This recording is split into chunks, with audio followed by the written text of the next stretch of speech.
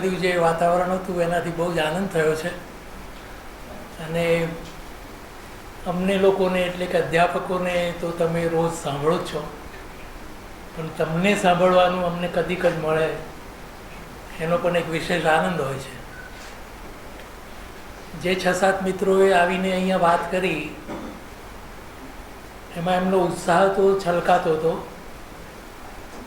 અને વિષયને ન્યાય આપવાની પણ પૂરેપૂરી જીગર દેખાતી હતી, હિંમત દેખાતી હતી.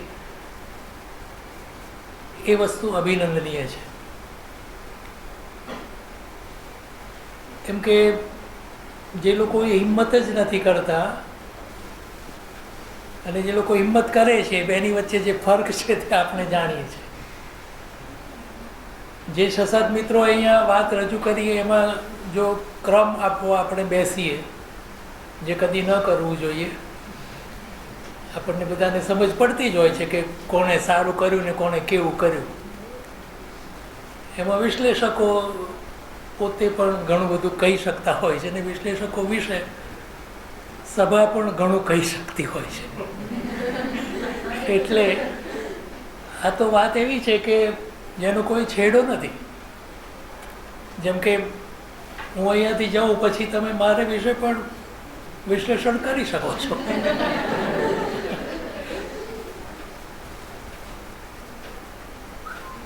ચાર જે સાહિત્યકારોની વાત થઈ એ બહુ જ નોંધપાત્ર કહેવાય.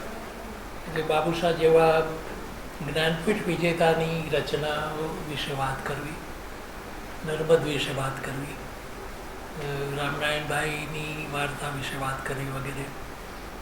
અને સૌથી વધારે તો લોક સાહિત્ય, અને લોક સાહિત્યની વાત કરવાને બદલે લોક સાહિત્યનો એક સાક્ષાત્કાર આપણને કરાવનાર ભાઈ અરવિંદને તો જેટલા અભિનંદન આપીએ એટલા ઓછા છે.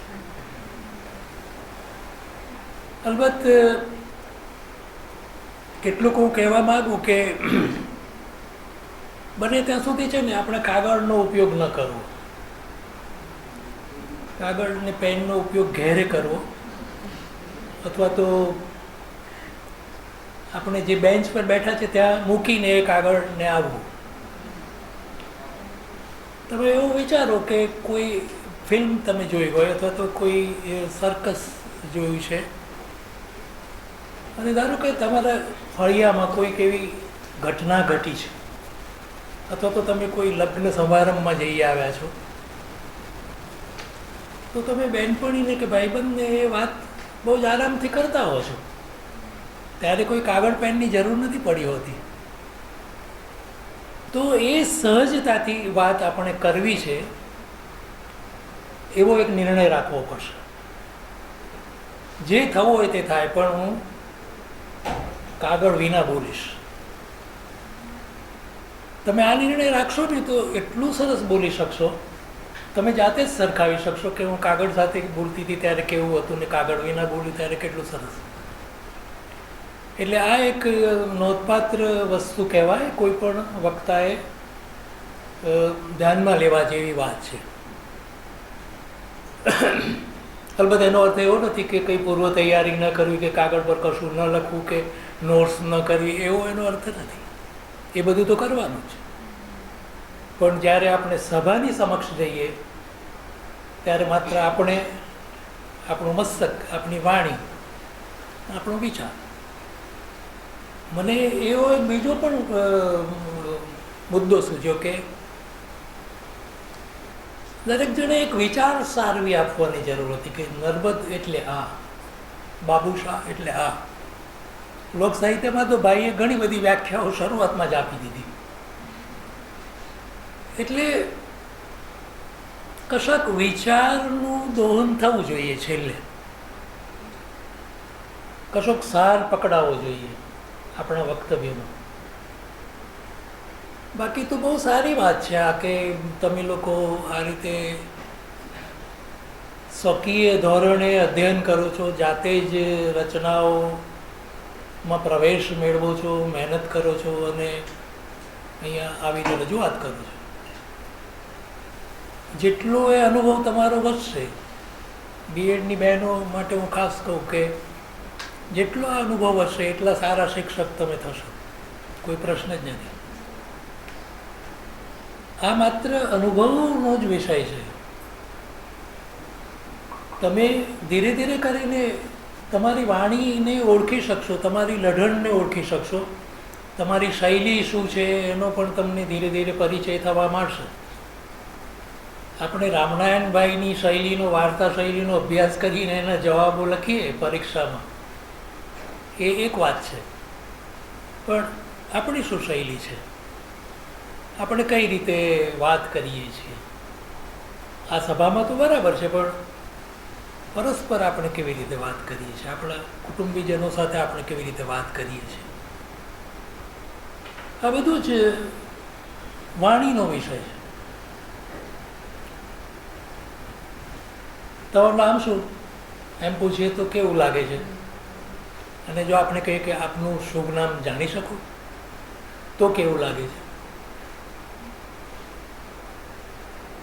અલબત્ત આવું જેને લોક ચાંપલું ચાંપલું કહે છે એ બોલવું જરૂરી નથી હોતું દરેક વખતે. પ્રસંગોચિત બોલતા પણ આવડવું જોઈએ, પ્રસંગને અનુરૂપ. ખીચડી પ્રશસ્ય છે એવું બોલવાની જરૂર નથી. ખીચડી ખાવાની મને બહુ મજા આવી એમ કહેવું જોઈએ, સરસ બની છે. એટલે આ બધી સૂઝ તમારામાં ધીરે ધીરે ઉગશે અને એનો વિકાસ થશે. આખરે તો ભાષા જ છે, આખરે તો વાણી જ છે, અને વાણીને વિચાર અનુસરે છે, વિચારને વાણી અનુસરે છે. વર્તન દૂરની વાત છે, વર્તનમાં આપણે ન જઈએ. પણ એક વક્તા તરીકેનું જે વર્તન છે એની વિશે પણ હું થોડીક વાત કરવા માંગુ. મેં તો અધ્યાપકો માટે 10-12 એવા લેખ કર્યા છે, અને ઘણું બધું મેં અધ્યાપક મિત્રોને કહ્યું છે કે આવું કરાય, આવું ન કરાય, વગેરે વગેરે. તો આ માઇક જે છે ને એ તમારો મિત્ર છે. વ્યાખ્યાન કરતી વખતે એની સાથેનો અનુબંધ સચવાઈ રહેવો જોઈએ, સંબંધ. હું પછી આમ રહીને બોલવા માંડું તો શું થાય? ઘણા લોકો એવું કરતા હોય છે. એટલે એની સામે જોયા કરવાની જરૂર નથી, પણ એની સાથેનો અનુબંધ તૂટી ન જવો જોઈએ, નહીં તો આપણો અવાજ પહોંચશે નહીં. અને ઓછામાં ઓછું એક વેતનું અંતર રાખો. અલબત્ત જે લોકો ગાયક હોય છે તે તો ઘણીવાર આવીને આ પ્રમાણે પણ વાત કરતા હોય, એવી જરૂર પડતી હોય છે. એ હું જાણું છું, ગાયનમાં એની જરૂર પડે. તો એ બધા પોતાના સ્વરને વિશેના નિયંત્રણ એક જુદો જ વિષય છે પાછો, કે ક્યારે બૂમ પાડીને બોલવું, ક્યારે ધીમા અવાજે બોલવું, ક્યારે ગળગળા થઈ જવું, ક્યારે વાણીમાં ક્રોધ વરસાવવું, વગેરે બધી એ ઘણી બધી કળાઓ છે. એ બધી હસ્તગત કરતાં તો બહુ વાર લાગશે, પણ ધીરે ધીરે આવી જશે. તો વક્તાએ સ્વસ્થપણે ઊભા રહેવાનું છે, માઇકની સાથેનો અનુબંધ જાળવી રાખવાનો છે, અને 2 વાર આઈ કોન્ટેક્ટ શબ્દ વાપર્યો. એ બહુ જ મહત્ત્વની વસ્તુ છે કે હું કોની આગળ બોલું છું ભાઈ, એની મને યાદ રહેવી જોઈએ, એનું મને સ્મરણ રહેવું જોઈએ.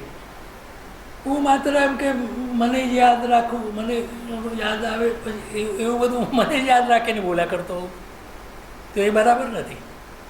આખી સભાની સામે જોઈને વાત કરો.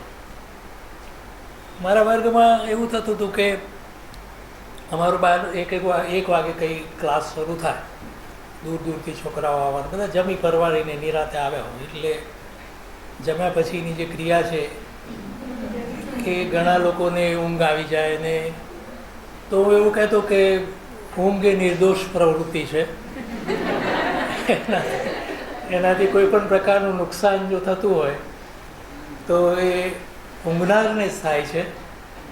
અને એની નિર્દોષ એટલા માટે કે એને પોતાને એની ખબર નથી હોતી. તો આપણે એ લોકોને માફ કરી દેવા. પછી અમારે તો આવા બે દરવાજા હતા, આ બાજુથી દાખલ થવાય ને પેલી બાજુથી નીકળી જવાય. એટલે હું કહેતો કે જેને પણ સહેજ પણ કંટાળો આવે ને એને પેલા બારણીથી જતા રહેવું ને સામે જે લોન છે એમાં બેસવું, તો અહીંથી હું જોઈ શકીશ કે તમે લોનમાં કેટલો સારો આરામ કરો છો. મારા કહેવાનું તાત્પર્ય છે કે સભાને વિશે આપણે એકદમ જોડાયેલા તો રહેવું જ છે, પણ બીજી બાજુથી આપણે આપણું તાટસ્થ્ય ગુમાવવાનું નથી. આપણને યાદ રહેવું જોઈએ કે આ વર્ગનો અથવા તો આ સભાનો માલિક હું છું. હું જે કહું તે આ લોકોએ સાંભળવું જોઈશે, સમજવું જોઈશે. આવી એક ખાસ પ્રકારની દાદાગીરી આપણામાં હોવી જોઈએ. આ બધા ગુણો એવા છે કે તમે ધીરે ધીરે કરીને છે ને તે એટલા બધા માસ્ટર થઈ જશો, એટલા બધા પ્રભુત્વશાળી બની જશો કે કોઈ પણ જગ્યાએ વ્યાખ્યાન કરવાનું આવશે કે વક્તવ્ય કરવાનું આવશે તો વાંધો નહીં આવે. એની અસર ઘર સુધી પહોંચતી હોય છે. ઘરના માણસો કે મહેરબાની કરીને વ્યાખ્યાન ન કરો તો તમારું લેક્ચર ક્યારે પૂરું કરશો એવું પૂછવામાં આવે છે. એટલે બહુ મજાની વસ્તુ છે આ. અને સ્વાશ્રયનો બહુ મહિમા છે સાહિત્ય અને કળાઓના અધ્યયનમાં. હું ઘણીવાર કહેતો હોય કે એમાં ભણવાની પણ શું જરૂર છે. રામનારાયણ પાઠકને આપણે વાંચ્યા જ કરીએ, વાંચ્યા જક્ષણીને એકદમ પચાવી જઈએ, આપણને બિલકુલ યાદ રહી જાય, એના દ્રશ્યો પણ યાદ રહી જાય. નર્મદનો જે પેલો ક્લાસ હતો તે દેખાય ને એના સાહેબ પણ દેખાય ને બધું દેખાય. જો આટલું થાય તો નર્મદ કેટલો સારો સુધારક હતો એ આપણે કહી શકીએ ને.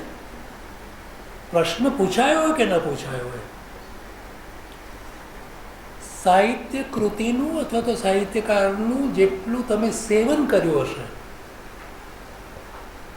એ તમારી મૂડી બનશે, એ તમારી સંપદા બનશે. અને એ ભૂમિકાએ તમે સારામાં સારા પ્રશ્નોના સારામાં સારા જવાબ આપી શકશો.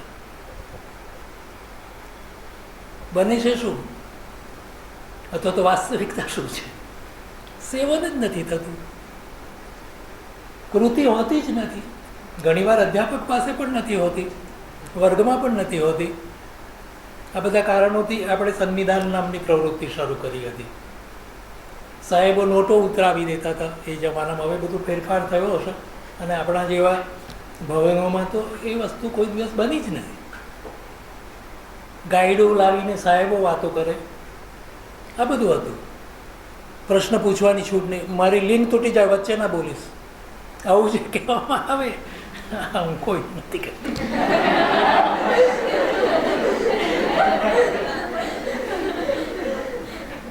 એટલે આખા વર્ગને આ રીતે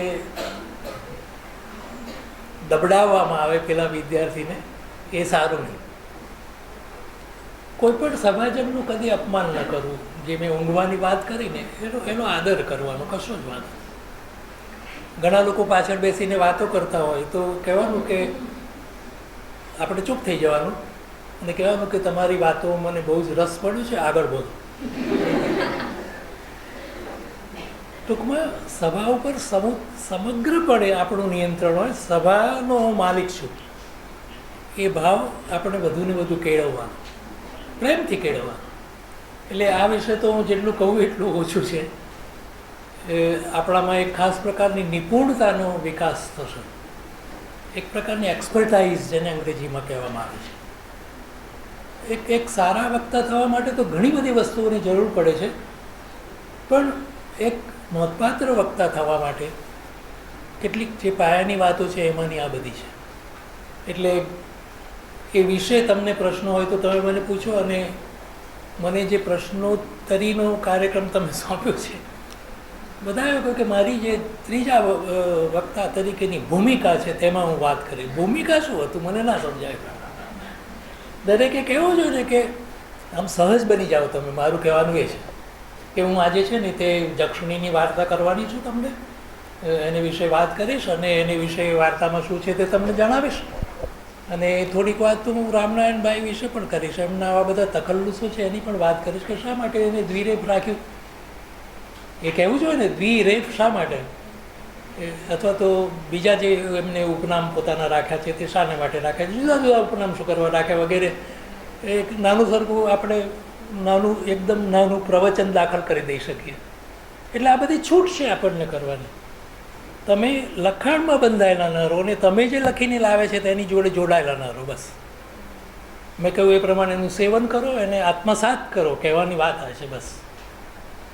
અને આત્મસાત કરવું કંઈ મુશ્કેલ નથી હોતું. સરસ પાર્ટીમાં જઈ આવે અને સરસ મજાનું જમવાનું બન્યું હોય તો ઘેરે પૂછવામાં આવે છે ને કેવું હતું જમવાનું, પહેલો પ્રશ્ન ઘરના માણસો એવું જ પૂછે.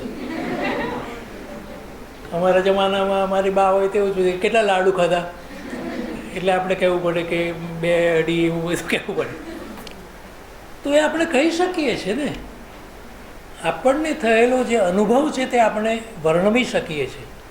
પણ અનુભવ ત્યારે જ થાય છે જ્યારે આપણે બરાબર નિરીક્ષણ કરીએ છીએ, બરાબર જોડાઈએ છીએ, પંચેન્દ્રિયોનો ઉપયોગ કરીએ છીએ. આ બધી જ વસ્તુઓ વાંચનમાં જરૂરી છે. એકદમ સઘન વાંચન કરો, અલ્પ વિરામ પણ છોડવું નથી, લાઈક દેટ. જુઓ પછી એનો શું જાદુ થાય છે. એ સેવન થશે એ સંપદા બનશે, મેં પ્રારંભે કહ્યું એ પ્રમાણે. અને સારા વક્તા થવા માટેની એ બહુ જ મોટામાં મોટી શરત છે. મારા ગુરુ સુરેશ જોશીનો એક પ્રસંગ કહીને આ મુદ્દો હું પૂરો કરું. એમને ક્યાંક અંગ્રેજી વિભાગના મિત્રોની આગળ વ્યાખ્યાન કરવાનું હતું ને રૂમમાં હું હતો ને એવો હતા અને બીજા મિત્રો નહોતા ત્યારે. તો મને કંઈક સુરેશભાઈ અસ્વસ્થ લાગ્યા, કંઈક આમ મને એવું થયું કે રોજના જેવી પ્રસન્નતા કેમ નથી ચહેરા પર. આપણા સાહેબનો ચહેરો આપણને ખબર પડી જાય ને કે આજે દુઃખી છે કે સુખમાં છે. મેં કહ્યું કે અમે સુરેશભાઈ જ કહેતા હતા. સુરેશભાઈ શું છે કે તબિયત નથી સારી, આમ તો ના એવું કંઈ નથી, પણ એમ કે મને જરાક નર્વસનેસ ફીલ થાય છે. મેં કહ્યું નર્વસનેસ તમને? હવે એ તો કેટલા આપણે સૌ જાણીએ છીએ કે પ્રખર વક્તા અને અમે લોકો ભણ્યા છે એટલે અમને ખબર પડે કે કેટલા સારા પ્રોફેસર. વાણીનું પ્રભુત્વ એટલે શું એ જાણવા માટેની સાક્ષાત કોઈ વ્યક્તિ જો હોય તો તે સુરેશ જોશી. એ માણસ કહે કે મને નર્વસનેસ ફીલ. મેં કીધું કે સુરેશભાઈ એવું હોય નહીં, પણ ઇટ્સ ઓકે. મેં કીધું ચાલો. પછી હું એમની સાથે ગયો અને જે ડિપાર્ટમેન્ટને વ્યાખ્યાન કરવાનું હતું, રિલકે વિશે વ્યાખ્યાન કરવાનું હતું, અંગ્રેજીમાં વ્યાખ્યાન કરવાનું હતું. એટલી મધુર અને સુસ્પષ્ટ અંગ્રેજીમાં વાત કરી જાણે માણસ ગુજરાતી બોલે છે. એટલું સરસ, એટલી સરસ પ્રશ્નોત્તરી થઈને બધા ખુશ થઈ ગયા. પછી અમે પાછા આવતા હતા. મેં કહ્યું કે તમે કંઈ નર્વસ તો મને લાગ્યા જ નહીં. તો એમને બહુ સરસ વાત મને કરી કે પ્રારંભે નર્વસ થવાય ને સુમન, એને સદ્ગુણ સમજવું. અને કોઈ પણ સારો વક્તા પ્રારંભે નાની સરખી નર્વસનેસ તો અનુભવે છે. કોઈ પણ કલાકાર પણ અનુભવે છે.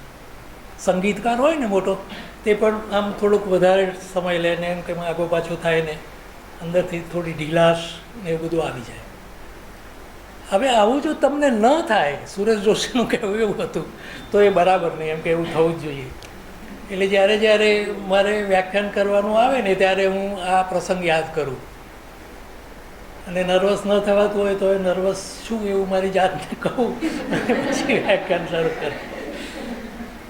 એટલે કોઈએ ગભરાવાની જરૂર નહીં. એટલે ગભરામણ થાય તો સારો ગુણ છે, સદ્ગુણ છે એમ સમજવાનું. આ બધી બહુ જ સરસ મજાની દુનિયા છે. તમે જુઓ કે સરસ રીતે વાતો કરી શકાય છે, લોકોના ચિત્ત સુધી પહોંચી શકાય છે.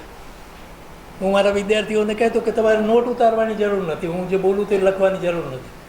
ઘેર જ્યારે સૂઈ જાઓ ત્યારે પથારીમાં મારું વ્યાખ્યાન યાદ કરશો તો તમને 5-7 મુદ્દાઓ તો દેખાઈ જશે.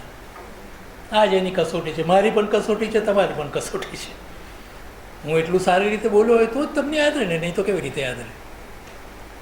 એટલે આમાં જેટલું ગળપણ નાખીએ એટલું ઓછું છે, જેટલી વાત કરીએ એટલી ઓછી છે.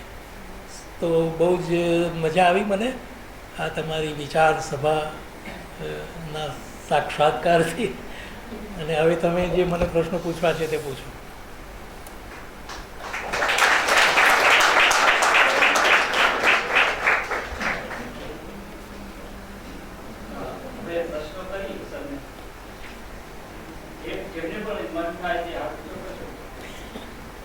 યા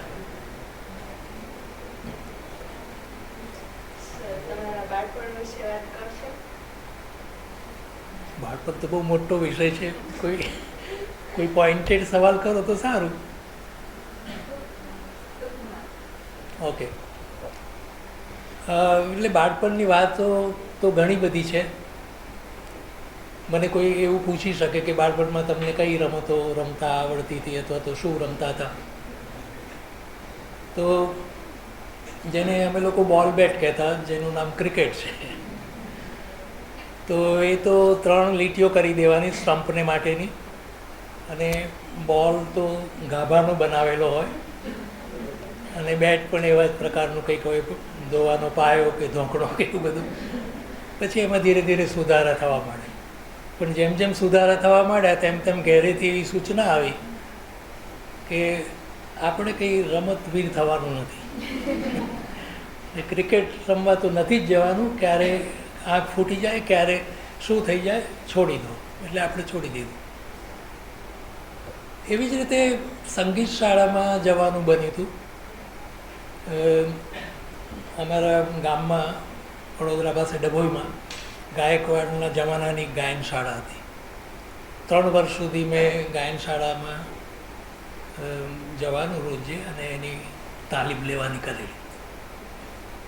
પછી કોઈ કારણે ગાયન શાળા બંધ થઈ ગઈ, એટલે જે શિક્ષક હતા એમને પોતાને ઘેર શરૂ કર્યું, અને એમનું ઘર દૂર હતું ને કંઈક નાની સરખી ફી પણ એમને શરૂ કરી. પેલું તો નિઃશુલ્ક જેને કહીએ છીએ તે હતું. એટલે પણ ઘેરેથી કહેવામાં કે આપણે કંઈ ગવાઈયા નથી થવાનું, એટલે રમત છોડવી પડી. આ રીતે સંગીત પણ છોડવું પડ્યું. પણ ચિત્રકળા મને આવડતી હતી ને એમાં કશું મારે છોડવું ન પડ્યું. ઇન્ટરમિડિયેટ ડ્રોઈંગની જે પરીક્ષા કહેવાય, બીજા સ્તરની, તે પાસ કરી શક્યું. એમાં એવું બનતું કે મહેમાનો આવે ને ઘેરે, તો આપણે તો શું બળાશ મારી શકીએ નાના હોઈએ એટલે. એટલે હું આમ ચિત્ર સરસ બનાવીને પછી બતાવું કે જો કાકા, આ મેં બકરીનું કેવું સરસ ચિત્ર કર્યું છે, તો ખુશ થઈ જાય. એક્ઝેક્ટ કરી શકતો હતો. એટલે મારી વાર્તાઓમાં મિત્રોને જે દ્રશ્યો દેખાય છે અથવા તો દૃશ્યાવલી દેખાય છે, એનું કારણ આ છે. મને એ સિવાયની રચના કરવાનું કદી ગમ્યું નથી. મારી વાર્તાનું જે વિશ્વ હોય તે દેખાવું જોઈએ, વાંચતાની વારમાં જ દેખાવું જોઈએ. અહીંયા જુઓ કે જક્ષણીમાં કેવા પ્રયોગો કર્યા છે. તમને જક્ષણી દેખાય એની વાણીથી, એના વર્તનથી, અને એ તો બહુ ડિટેલમાં વર્ણનો પણ કરતા હોય છે. બાફેલા બટાકા જેવું શરીર ને એવું વાન ને એવું બધું કહેતા હોય છે. બાકી બાળપણમાં મને બીજો જે શોખ હતો તે લાઇબ્રેરીમાં જવાનો. બાળ પુસ્તકાલય હતું અમારું, ત્યાં હું જતો અને સૌથી પહેલો એના બધા સામયિકો હું જોઈ નાખતો. રમકડું ને એ બધા તો બહુ પાછળથી આવેલા. એ પુસ્તક મેં વાંચી નાખ્યું ને બીજે દિવસે મારે જે જોઈતું હોય તો સામાન્ય રીતે મને જોઈતું ન મળે ને એવું બધું કંઈક ગડબડ થતી હતી. એટલે પિતાજીએ કહ્યું કે તમે આને 2 પુસ્તક આપો તો સારું, એવી સિફારસ કરેલી. એટલે એમને મને 2 આપેલા, અને એ રીતે હું 2 આરોગી જતો ને કંઈ મુશ્કેલી નહોતી પડતી. એવી એક ચોપડી હતી, ટચુકડી 100 વાર્તા. ટચુકડી 100 વાર્તા, નાની નાની વાર્તાઓની એક ચોપડી હતી. એનું નામ જ આવું, ટચુકડી 100 વાર્તા. એ વાંચવાની મને બહુ જ મજા આવતી, અને એમાંની કેટલીક વાર્તાઓ મને બહુ જ યાદ રહી જતી. અને પછી જ્યારે હું 8માં આવ્યો, 8મા ધોરણમાં, ત્યારે મારા શિક્ષક એવું કહે કે કંઈક વાર્તા કહો ને સુમનભાઈ, આવી રીતે આપણને ચડાવે. એટલે હું આવી કોઈક વાર્તા કહું. એક વાર્તા મને બહુ જ યાદ રહી ગયેલી, મારે તમને પણ કહેવી જોઈએ, બહુ સરસ. બીજો મામો ભાણેજ હતા ને બંને ચોર હતા. હવે જો વાર્તાની શરૂઆત જ અહીંયાથી થઈ જાય છે કે મામો ભાણેજ પણ બંને ચોર, એટલે શું? તો એ લોકોને થાય છે કે આ મંદિર પર જે સોનાનો કે એમ કે કળશ છે ને તે આપણે ચોરી લેવું. તો કેવી રીતે ચોરવું? તો બંને જણા ચડી તો ગયા રાત પડી એટલે, અને પેલા જે ડંકા પડે ને, હવે 8 વાગ્યાથી ડંકા શરૂ થાય એટલે આ લોકો 7:30 પોણા 8ના અરસામાં ત્યાં છુપાઈને પડેલા. એટલે પેલાએ કહ્યું કે આપણી જે છીણી છે ને હથોડી છે તેનાથી 8 ટચકા કરવાના કળશને. ડંકા થાય તે જ વખતે થવા જોઈએ, એટલે એનો અવાજ સંભળાય નહીં. હવે પછી તો 9 થાય, પછી 10 થાય, 11 થાય, 12 થાય, ત્યાં સુધી એ લોકોએ કર્યો. એટલે છેલ્લે કળશ એમના હસ્તામલક થઈ ગયો, એમના માટે હાથમાં આવી ગયો. એટલે મને આ વાર્તા એટલા માટે ગમી ગયેલી કે એમાં જે યુક્તિ છે ચોરોની એ કેટલી સરસ છે. અને જેને વાર્તા રચી હશે એને આ રચનાની પાછળની આ યુક્તિ કેવી સૂઝી ગઈ અને કેટલું સરસ થયું. એટલે આવા બધા ઘણા પ્રસંગો નાનપણમાં બનેલા જેની અસર હું જોઈ શકું છું મારી વાર્તા સર્જનની જે રીત છે એમાં. એવા મેં નાના નાના પ્રસંગો લખ્યા છે. એ બધામાં આપણે ન જઈએ. તમે તો મને પ્રશ્ન પૂછ્યો તો હું વ્યાખ્યાન કરવા બેસી ગયો. બીજા કોઈને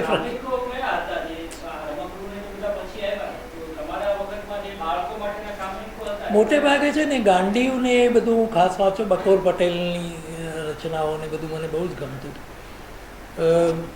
રવાકડું પછી આવ્યું અને બાળ નામ ભૂલી ગયો. બાળ કંઈક એવું બાળ આગળ નામ હતું. અને એ બધી વસ્તુઓમાં સરસ સરસ વાર્તાઓ આવતી. બધા સાહિત્યકારો એવું કહેતા હોય છે કે નાનપણમાં મેં રામાયણ મહાભારતની વાર્તાઓ સાંભળી છે, વાંચી છે. એવું મને કહેવાનું ગમતું નથી. એવું શું કરવા કહેવું જોઈએ? કોઈ પણ ભારતવાસીને તમે પૂછો તો એ રામની કથા જાણતો જ હોય છે, રાવણને ઓળખતો જ હોય છે. અલબત્ત બહુ સઘન અભ્યાસ કર્યો હોય તો એવું કહેવું જોઈએ. અમારા ગામમાં એક ત્રિકમજીનું મંદિર હતું ખડકીની બાજુમાં. ત્યાં આવું બધું ભજવણી થતી હતી તો રામાયણ પણ ભજવાતું હતું ત્યાં. અમે છોકરાઓ જ ભજવતા હતા. અને એમાં હું કોઈક વાર હનુમાનજી બનેલો તો મને અત્યારે વિચાર આવે છે કે કેટલો કદરૂપો લાગતો હોય છે. એટલે બચપનની વાતો જેટલી કરી એટલી ઓછી છે. સામયિકોમાં શું છે કે એવું બની જાય છે કે પસંદગીના જ વંચાય, પછી બીજાને અડવાનું જ નહીં. તે જમાનામાં જે ડિટેક્ટિવ હતો ને તે હરનામસિંહ હતો. એની જાસૂસી કથાઓ વાંચવાનું પછી મને બહુ ગમવા માંડેલું. અને નાનપણમાં બધા જેમ બીકણ હોય તેમ હું પણ બીકણ હતો. તો બહાર ત્રીજા માળે મોકલે અને કે ત્યાં જે પેલી ગુણી છે તેમાંથી આ તું લઈ આવ. તો મને ત્રીજા માળે જતાં જ બીક લાગે. પણ પછી મેં જાતને કીધું કે હરમાનસિંહ મારી સાથે છે, કંઈ વાંધો નહીં આવે. અને એટલે ધીરે ધીરે હિંમત આવી ગઈ. એવું બધું બનતું હોય છે. કોઈ પણ લેખકે છે ને તે પોતાના બાળપણને વિશે વિચારવું છે. તમે બહુ સારો પ્રશ્ન કર્યો છે આ ખરેખર. એ જ તમારી જમીન બને છે, એ જ તમારી પૂર્વ ભૂમિકા બને છે. એમાં જે અનુભવો મેળવ્યા હોય છે એમાં બીજ જે કેટલાક નંખાયા હોય છે તે વિકસે છે. એટલે શીઘ્ર વક્તૃત્વ પરીક્ષા સભાઓ થતી તે જમાનામાં. અત્યારે જે તમે કર્યું ને તે જ શીઘ્ર વક્તૃત્વ વિષય આપવામાં આવે તે જ વખતે તમારે એના વિશે બોલવાનું. આમ ચિઠ્ઠી નાખીને જે તમારા વિશે આવે તે બોલો. તો એ બધામાં હું ફર્સ્ટ આવતો હતો. ને પછી ધીરે ધીરે કોન્ફિડન્સ આવી ગયેલો કે આપણે સારા વક્તા થઈશું એક દિવસ. એટલે પછી એમાંથી વ્યાખ્યાતા થયા. અને આજની તારીખ સુધી બોલવાનું જે કામ છે તે સારી રીતે કરી શકીએ છીએ એટલી આત્મશ્રદ્ધા છે. બીજું તો શું કહી શકીએ? લોક સાહિત્યકારને શું પૂછવાનું છે મને? જ્યારે તમે ભણતા ત્યારે ભણતરમાં બાધારૂપ બનતી હોય અથવા તમને ભણવામાં અટકાવે એવી સમસ્યાઓ કઈ કઈ આવી અને તમે એને કેવી રીતે દૂર કરી એના વિશે જાણો છો? એક મોટી સમસ્યા તો ગણવેશ નામની આવી હતી કે હવે બધાએ ગણવેશ સીવડાવવો પડશે અને પહેરવો પડશે. એટલે ખાખી ચડ્ડી અને સફેદ ખમીસ મને બિલકુલ જ ગમે નહીં કે આવું તો કેવી રીતે પહેરાય. કેટલાક શિક્ષકો હતા એ બહુ જ જેને કહેવાય ને કડક હતા. કડક એ અર્થમાં કે ગુસ્સો બહુ કરે વર્ગમાં. અને ઉતારી પાડે બધાને. મને એવા બહુ પ્રસંગ નહોતા પડ્યા, પણ હું પહેલી બેન્ચ પર જ બેસતો હતો. પણ કોઈ વાર એમનો ગુસ્સો મારા પર પણ થઈ જાય, ત્યારે એ એક જ વસ્તુ કહેતા કે તું જ્યોતિન્દ્ર દવે જેવો લાગે છે. મેં કીધું કે હું મારે ને જ્યોતિન્દ્રને શું સમજ. પછી એમને એક એવી ટેવ હતી કે યુ ડર્ટી બોય, એમ બૂમ પાડીને પેલા કોઈ છોકરાને કહે ડર્ટી, એવો શબ્દ વાપરે. મને એ બધું નહોતું ગમતું. અમારા એક બીજા હેડ માસ્ટર જેને કહીએ ને આપણે પ્રિન્સિપાલ, તે પેલા એવા જોડા પહેરતા જેનો ચોમ ચોમ એવો અવાજ આવે. એટલે આપણે વર્ગમાં આપણા સાહેબ આપણને ભણાવતા હોય તે વખતે એ બાજુમાંથી પસાર થતા હોય અને જુએ કે શિક્ષક બરાબર ભણે છે કે નહીં. તો મને એમના જૂતાનો અવાજ બિલકુલ ગમતો નહોતો, ડિસ્ટર્બ થવાતું હતું. એ રીતે ભાષા ભવનમાં પણ હું ડિસ્ટર્બ થતો હતો, કેમ કે છોકરીઓએ ખાસ કરીને ઊંચી એડીના જે સેન્ડલ પહેરવાનું શરૂ કર્યું. હવે એ એડી લાકડાની હોય અને તમે પરિસરમાંથી પસાર થતા હોય તો કેવો અને કેટલો અવાજ થાય એ તમે સમજી શકો છો. ટૂંકમાં કહેવાનો મતલબ એ કે મને ભણતી વખતે આ પ્રકારના કોઈ પણ અડચણ હું વેઠી શકતો નહીં, મારાથી વેઠાતું નહીં. મને એક ધ્યાનથી ભણવાની, સાહેબ શું કરે છે તે જોવાની એક સહજ એવી વૃત્તિ હતી. આજે હું વિચારું છું કે અમારા એક સાહેબ પ્રિયવંદા જ બોલતા હતા. પ્રિયવંદા બોલાય? પ્રિયમવદા બોલવું જોઈએ ને.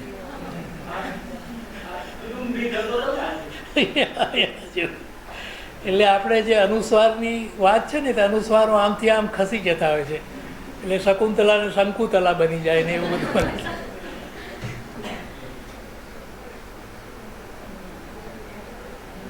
એટલે ગણવેશ તો પછી સીવડાવવો જ પડ્યો હતો અને પહેરવો જ પડ્યો હતો, એનો કોઈ પ્રશ્ન જ નહોતો.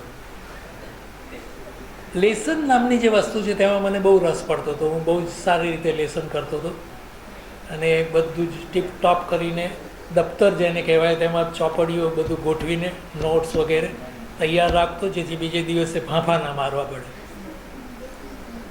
હું અધ્યાપક થયો ત્યારે પણ અને અધ્યાપક મિત્રોને પણ કહેતો, અને એક જ વસ્તુ કે જ્યારે જ્યારે જે વસ્તુ યાદ આવે કાલે લઈ જવાની તેને ટોળે કરો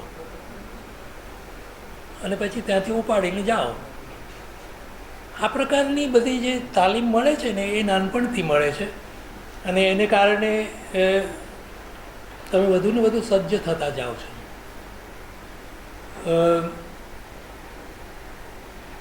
બાકી કંઈ એવા બીજા પ્રસંગો નથી પડ્યા, પણ એક પ્રસંગ એવો થયો હતો. વર્નાક્યુલર ફાઇનલની પરીક્ષા હતી, જેને 7મા ધોરણ પછીની પરીક્ષા કહેવાય. 7મું ધોરણ પૂરું થાય ને તમારે તરત આપવાની એના જેવું. હું તો આરામથી લખતો હતો ને પછી કંઈક એકે પાણી માટે ઊભો થયો હોઈશ તો બહાર એક ભાઈ હતા, તો મને કહે કે આ ચિઠ્ઠી છે ને તે તારી જોડે પેલો બેઠો છે એને આપી દેજે. મેં તો લઈ લીધી ને પેલાને આપી પણ ખરી. ને પેલો જે સુપરવાઇઝર હતો એને જોયું. આ સુપરવાઇઝરે મને તો ઉઠાડી મૂક્યો, પેલાને પણ ઉઠાડી મૂક્યો. મેં કીધું શું થયું સાહેબ? નહીં, ત્યાં ચોરી કરી છે. મેં કીધું મેં શું ચોરી કરી? એ ચિઠ્ઠી જે આપી ને પેલાને એ મારો ગુનો. હું તો રડવા માંડ્યો ને બહાર અમારા એક ઓળખીતાની દુકાન હતી ત્યાં ગયો ને પછી એમને મારા બાપુજીને બોલાવ્યા જ્યાં કામ કરતા હતા ત્યાંથી. પછી મને મારા બાપુજીને બધા અંદર લઈ ગયા પાછા સ્કૂલમાં ને ત્યાં પ્રિન્સિપાલ પાસે ગયા. બાપુજી પણ ગુસ્સે થઈ ગયા કે છોકરાએ શું ભૂલ કરી છે, તમે આવી રીતે એને કેમ ઉઠાડી મૂકો, ચોરી તો પેલાએ કરી કહેવાય. એવી બધી દલીલો ચાલી. તો ત્યારે એક ડિપોટી માસ્ટર કહેવાય ને તે આવેલા અને એ બેન હતા ઇન્દિરા ભણોત, બહુ તે જમાનાના બહુ જાણીતા. એટલે ઇન્દિરા ભણોત મને કહે કે તને આખું પેપર લખાયું, શું બાકી હતું? મેં એવું કોઈ 1-2 સવાલ બાકી છે. તો કહે કે લાવ જો, પેલાને કહ્યું કે લાવો એમની આન્સર બુક લાવો. તો બહુ ખુશ થઈ ગયા કે બધા જવાબ તો બહુ સરસ લખ્યા છે, આ બાકીના તું 2 લખી શકે? મેં એવું લખી શકું? તો કંઈ બેસીને લખ. મેં થોડી વારમાં કંઈ 1-2 દાખલા ને એવું કંઈ ગણવાનું હતું, ગણિતનું પેપર હતું તો મેં કરી દીધું. બહુ ખુશ થઈ ગયા. પેલાને એમને ધમકાવ્યો આ કર્યું તે કર્યું, બધું મને સાંત્વના આપી, પણ તોય મને ઘેર ગયો ને ત્યારે તાવ ચડી ગયો હતો. બીજે દિવસે સવારે પેલા સુપરવાઇઝર માફી માગવા ઘેરે આવ્યા હતા ને એવું બધું થયું હતું. પણ આ એક અવિસ્મરણીય બનાવ મારા માટે હતો. એટલે ચોરી કોને કહેવાય એની ખબર તે દિવસથી પડવા માંડી કે બીજાને મદદ કરીએ તે પણ ચોરી કહેવાય. એ આપણે સમજવું જોઈએ. હા, કવિતાઓમાં રસ છે જ, કોઈ સવાલ જ નથી. કાવ્યો લખ્યા અને કાવ્યો સર્જ્યા, થોડાક છપાયા, એવું પણ બધું બન્યું છે. પણ ધીરે ધીરે પછી મારો કાવ્યમાંથી રસ નીકળી ગયો. અલબત્ત વળી પાછો જાગ્યો છે કે હું વાર્તાકાર છું તો મારે કથા કાવ્ય કરવા જોઈએ. એવું કાવ્ય જેમાં કથા હોય, નાની સરખી પણ. તો એમાં મારો બહુ મેં જાતે જ પાળ બાંધી દીધી કે આપણે એમાં નથી જવું, આપણે વાર્તાઓમાં રહીએ. અને પછી આત્મસમર્થન માટે દલીલો તો સૂજી જ જાય છે આપણને. એટલે હું વ્યાખ્યાનોમાં કહેતો હોઉં કે ભાઈ આપણા જમાનાનું જો કોઈ ઉત્તમ સાહિત્ય સ્વરૂપ હોય તો તે ટૂંકી વાર્તા છે. કેમ કે ટૂંકી વાર્તા માણસો વાંચી શકે. ટૂંકી વાર્તામાં તમે જમાનાની રીતભાત શું છે તે દર્શાવી શકો, તમારા સમયની વાત કરી શકો, વગેરે વગેરે. પણ મેં પહેલી જે રચના કરી તે વાર્તા જ હતી. એ વાર્તા આરામમાં છપાયેલી. પીતાંબર પટેલ ત્યારે તંત્રી હતા એના, અને તે જમાનામાં તો પોસ્ટકાર્ડનો જમાનો હતો, અને એ લોકો ત્યારે જવાબ નહોતા આપતા તંત્રીઓ. આજે જ નથી આપતા એવું નથી, ત્યારે પણ આપણે સમજવાનું કે હવે એનો જવાબ નથી આવ્યો એટલે એને સ્વીકારી તો હશે. એટલે હું અને મારો મિત્ર છે ને તે રોજ જે રેલવે સ્ટેશને જઈએ, અને રેલવે સ્ટેશન પર A.H. વ્હીલરનો સ્ટોર હોય. A.H. વ્હીલર એવું નામ. દરેક રેલવે સ્ટેશન પર A.H. વ્હીલરનો સ્ટોર હોય, ત્યાં છાપા ને બધું આવે. ત્યાં આ છાપું પણ આવતું હતું, આરામ. એટલે પેલાને અમે કહીએ કે જરા અંક જોવા દે, કેમ કે નહીં તો તમારે પૈસા આપવા પડે. પછી પાના ફેરવીને જોઈ લે, નથી આવી. આવું 8 મહિના સુધી કરેલું, અને 8મા મહિને એ વાર્તા મારી છપાયેલી. પણ પીતાંબર પટેલે પસંદ કરી અને છાપી એ મોટી વાત છે એમ ગણીને પછી આગળ ચાલવાનું થાય. એટલે વાર્તા રસ મારો આજની તારીખે પણ એટલો જ છે. અને હું જે વાર્તાઓ લખું છું એને સામાજિક કે ઐતિહાસિક એવા બધા વિશેષણો નથી લાગુ પડી શકાતા. મનુષ્યના અસ્તિત્વની જ મારે વાત કરવી છે. સ્ત્રી અને પુરુષ છે એવો ભેદ પાડીને કે એ ભેદ ઉપર જ આધારિત, એ સંબંધ ઉપર આધારિત રચનાઓ કર્યા કરવી વગેરે મિત્રો કરે છે તે સારું જ કરે છે. પણ હું બંનેને મનુષ્ય રૂપે જોઉં છું, અસ્તિત્વ રૂપે જોઉં છું. અને બે અસ્તિત્વ જ્યારે ભેગા થાય છે જીવન જીવવા માટે, ત્યારે શું બને છે એવી વાત કરવામાં મને વધારે રસ છે. જયંતિ અહિંસા સિમ્પનીમાં એ જ પ્રકારની જયંતિ અને અહિંસા કોમન છે બધી વાર્તામાં. અને દાંપત્ય જીવનમાં બધું શું હસી મજાક ને શું થાય છે, પણ એ એક્ઝિસ્ટન્સના લેવલ સુધી પહોંચે એવી મારી ઈચ્છા હોય છે. એમાં મને સફળતા મળી કે ન મળી એ હું જાણું, લોકોને સમજાય ન સમજાય તે એ લોકો જાણે. એટલે મોરારી બાપુ કહે છે એ વસ્તુ કહેવાની મને પણ ગમે છે કે હું મારી જવાબદારીથી કામ કરું છું, તમે તમારી જવાબદારીથી સમજો, નહીં તો છોડી દો, બીજું શું કરી શકાય. અને મારી એક દલીલ એવી પણ છે કે આપણી ભાષામાં કિશોર જાદવ હોય કે રાધેશ્યામ શર્મા હોય કે મધુરાય કે જે કોઈ બધા પ્રયોગશીલ વાર્તાકારો છે, ઇન્ક્લુડિંગ માય સેલ્ફ, ઇવન તમારા સાહેબ એટલે મહેન્દ્ર જે કંઈ સરસ વાર્તાઓ કરે છે, પોસ્ટકાર્ડ વગેરે, તમે બધા જાણતા હશો. Very nice experiment. તો મારી એક જ દલીલ છે કે તમારી ભાષામાં આ પ્રમાણે પ્રયોગ કરનાર વ્યક્તિઓ છે એનું ગૌરવ લો. એ કંઈ તમારી પાસેથી આખરી મૂલ્યાંકન માગતા જ નથી. તમને ખુશી થવી જોઈએ. આપણી ભાષામાં જો અછાંદસ પ્રગટ્યું, બરાબર, છંદ છોડી દઈને આપણી ભાષામાં જો અતિ વાસ્તવ આવ્યો, સર રિયલનો કવિ આપણને મળ્યો તો ખુશ થવાનું છે ને. ત્યારે આ જ ફરિયાદો કર્યા કરીશું, નથી સમજાતું, નથી સમજાતું. અરે શું નથી સમજાતું? એટલે આ બધા છે ને ખોટા વિચારોથી આપણે ફસાયેલા છીએ. એ બધાને દૂર કરવા પડશે, એનાથી મુક્તિ મેળવવી પડશે. તો જ આપણે સાહિત્ય પદાર્થની સન્મુખ થઈ શકીશું, તો જ આપણને એ દેખાશે, નહીં તો દેખાય જ નહીં. હું તો એટલે સુધી કહું કે તમારા સાહેબના મંતવ્યો છે તેને તમે આત્મસાત કરી લો, પણ પછી ભૂલી જાઓ. ક્યાં નીચે એક નીચે પડી ગયું. ઓકે, એટલે આમાં એવું લાગે ધજા છે એવું લાગે, પણ નથી.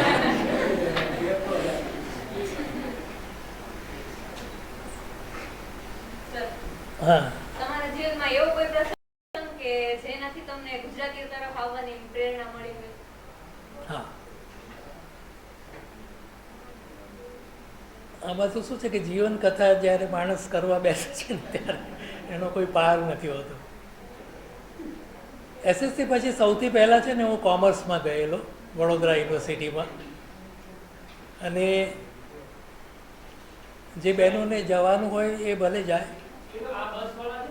યા no problem, no please go, yeah no problem.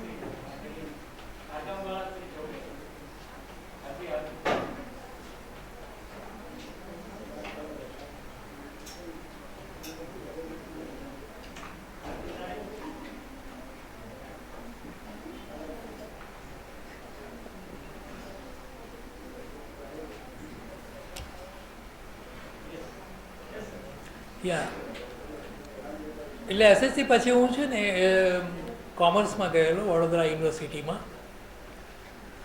કોમર્સમાં એટલા માટે કે મારે ચાર્ટર્ડ એકાઉન્ટન્ટ થવું હતું.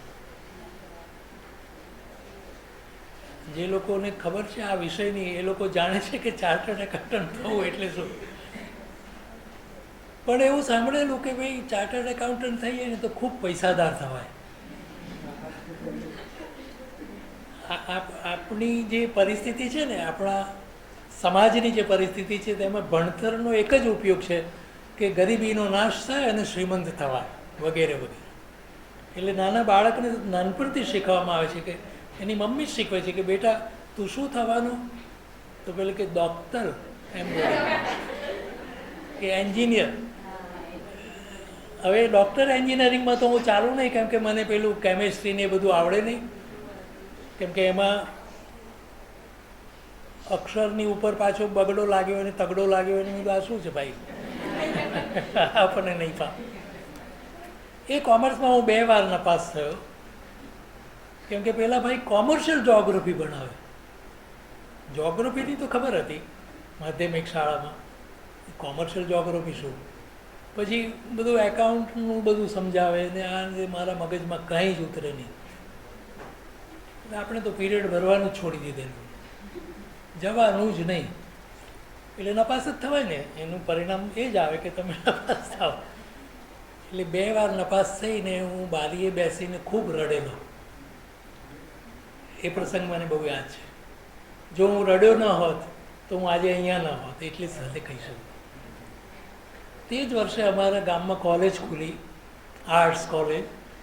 એટલે મેં પિતાજીને કહ્યું કે હવે હું વડોદરાથી ઘેરે આવી જાઉં છું અને મારે બસ ભણવું જ છે.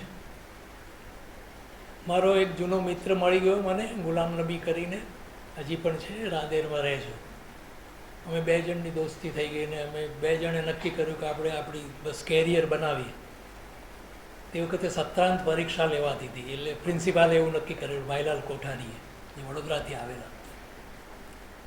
પહેલી સત્રાંત પરીક્ષામાં ફર્સ્ટ કોણ આવ્યું આખી કોલેજમાં ખબર છે? સુમન શાહ. એટલી બધી મને મજા પડી ગઈ. મારા લાઈફમાં મોટો યુટર્ન જેને કહીએ ને તે હતો એ. એના છેલ્લા મહિનાઓમાં અનિરુદ્ધ બ્રહ્મભટ્ટ વડોદરાથી આવ્યા. અનિરુદ્ધ બ્રહ્મભટ્ટ સુરેશ જોશીના વિદ્યાર્થી, ભાઈલાલ કોઠારી એટલે અમારા પ્રિન્સિપાલ પણ એમને ઓળખે. હજી તો એ BAની પરીક્ષા આપી રહ્યા હતા, આપી ચૂક્યા હતા. ને કે તમે મારે ત્યાં આવીને થોડીક વાતો કરો ને સાહિત્યની. અનિરુદ્ધભાઈએ જે વાતો કરી એનાથી હું એટલો બધો લોભાઈ ગયો અને મને થયું કે મારે ગુજરાતી જ લેવું જોઈએ. ત્યારે પણ એક વસ્તુ મનમાં બેસી ગયેલી કે અંગ્રેજીના પ્રોફેસર થઈએ તો સારામાં સારું કહેવાય. એટલે મારો જે ફ્રેન્ડ છે ગુલામ નબી, જે હું કહું છું, તે એને અંગ્રેજી લીધું ને મેં ગુજરાતી લીધું અનિરુદ્ધ બ્રહ્મભટ્ટને કારણે, અને બિકોઝ ઓફ સુરેશ જોશી, કેમ કે એ સુરેશ જોશીની વાતો કરતા હતા. એટલે ગુજરાતી લેવાનું મુખ્ય કારણ મારું આ હતું ને એની પાછળ આટલો મોટો ઇતિહાસ પડેલો છે. તમને તમારી રુચિ અનુસારનો વિષય મળે એની શોધ બહુ વહેલાથી થઈ જવી જોઈએ. કોલેજમાં આવ્યા પછી ને આવી રીતે 2 વર્ષ બગાડ્યા પછી ને તમને ખબર પડવા માંડે કે આ ફિગર્સ એટલે કે આ આંકડાઓમાં હું ચાલુ એમ નથી, હું તો આ અલંકારોમાં એટલે કે ફિગર્સમાં ચાલુ એમ છું, અલંકારોમાં ચાલુ એમ. પશ્ચિમના દેશોમાં, અમેરિકામાં તો હું ઘણા વર્ષોથી રહું છું, આવું છું, જઉં છું, તો હું જોઉં છું બાળકોને બધાની સ્કૂલોમાં પણ જવાનું ને એવું બધું બને છે, ભણાવવાનું પણ બને છે. મુખ્ય વાત જ આ નક્કી કરવામાં આવે છે માધ્યમિકમાં કે એનો ઇન્ટરેસ્ટ શું છે, અને એ દિશામાં એને વાળવામાં આવે છે, એ દિશામાં એનું ઓરિએન્ટેશન બધું થાય, એ દિશામાં એને લઈ જવામાં આવે વગેરે વગેરે. આપણે ત્યાં એવી કોઈ પરિસ્થિતિ નથી અને તેથી આપણને ખબર નથી પડતી, એટલે આપણે ભટકાઈ જઈએ છીએ. ઘણીવાર એવું બને છે. તો એવું બન્યું હતું અને એને કારણે મેં ગુજરાતી લીધું અને મને બહુ જ મજા પડી ગઈ. એ જ વર્ષે મેં પહેલી વાર્તા મેં કહ્યું એ પ્રમાણે લખી. એ પહેલાંની વાર્તા દર્ભાવતી, જે કોલેજનું સામયિક હતી તેમાં છપાઈ હતી. પછી વ્યાખ્યાનો કરવાની ટેવ મેં ઇન્ટર આર્ટ્સથી પાડી દીધી. અમારે ત્યાં ત્યારે વક્તૃત્વ સ્પર્ધાઓ થતી હતી અને પેલું શિલ્ડ ફરતું હોય તે મેળવવાનું ને એવું બધું. હું જઈને એમાં ભાગ લેતો ને એ શિલ્ડ મળે કોલેજને, એનો મારો પ્રયાસ હોય ને મને બહુ જ મજા આવતી હતી વ્યાખ્યાનો કરવાની. એ વક્તવ્યો આવી રીતે તૈયાર કરીને જ કરવા પડતા હતા, પણ બહુ જ મજા આવે. એમ કરતાં કરતાં મને જુનિયર બીએમાં થયું કે મારે કંઈક સરસ લખતા શીખવું જોઈએ. એટલે મેં પહેલો લેખ જે લખ્યો ને તે વિવેચનનો લેખ લખ્યો ને ત્યાર પછી હું વિવેચક આજની તારીખ સુધી કહેવાયા કરું છું. એ સાચું છે, ખોટું નથી, પણ હું સર્જક પણ છું એ વાત બધું લોકો બીજા નંબરે કરે છે, પહેલા નંબરે આ કરે છે, જુદી વાત છે. મણિલાલ નભુભાઈ દ્વિવેદીની એટલે કે મનો દ્વિવેદીની કાવ્ય વિભાવના 5 મુદ્દા, આવો મેં લેખ કર્યો. અને મારા કોઈ સાહેબોને બતાવ્યા, ત્યારે અનિરુદ્ધભાઈ લેક્ચરર તરીકે જોડાઈ ગયા હતા, એમને પણ મેં ન બતાવ્યા, ખાલી વાત કરી કે મારે આવું કંઈક લખવું છે. એ લેખ લખીને મેં બુદ્ધિપ્રકાશમાં મોકલ્યો. ત્યારે યશવંત શુક્લ અને આપણે બુદ્ધિપ્રકાશના મધુસૂદનભાઈ બંને સંપાદકો તંત્રીઓ હતા. એમને મારો લેખ સ્વીકાર્યો. લેખ આવ્યો, હું તો આમ આકાશમાં પહોંચી જવા જેવી મને એવા કૂદકા મારવાની ઈચ્છા થાય કે અરે આપણો લેખ બુદ્ધિપ્રકાશમાં આવ્યો. એ મારો પહેલો લેખ હતો. તો ધીરે ધીરે કરીને તમને જ્યારે તમારો રસ્તો દેખાઈ જાય છે ને ત્યારે તમે દોડો છો. તમને કોઈ રોકી શકતું નથી. દુનિયાની કોઈ તાકાત તમને રોકી શકતી જ નથી. પછી અંદરનો આખો આત્માનો એ વિલાસ હોય છે, એને ઓળખવો બહુ જરૂરી છે. એટલે ભણતર દરમિયાન હંમેશા જાતને ઓળખવાનું પણ તમે કરો કે મને શેમાં ફાવટ આવે છે, મને શેમાં મજા પડે છે. બેને કહ્યું ને કે પેલા ભાઈ બહુ સરસ ચિત્રો કરે છે, તો એ ચિત્રો ભલે ને કરે, કરવા દો એને. એવું બને કે ગુજરાતી સાહિત્ય છોડી દે, એક દિવસે ચિત્રકળામાં આગળ વધે, ફાઇન આર્ટ્સ ફેકલ્ટીમાં જાય વડોદરા, શું વાંધો છે? આપણે પરિવર્તનથી ડરીએ છીએ, એના ઘણા કારણો છે, એ જુદી વાત છે. પણ પરિવર્તન કોઈ પણ પ્રકારનું આવે એટલે આપણે ગભરાઈ જઈએ કે ના મારાથી નહીં થાય.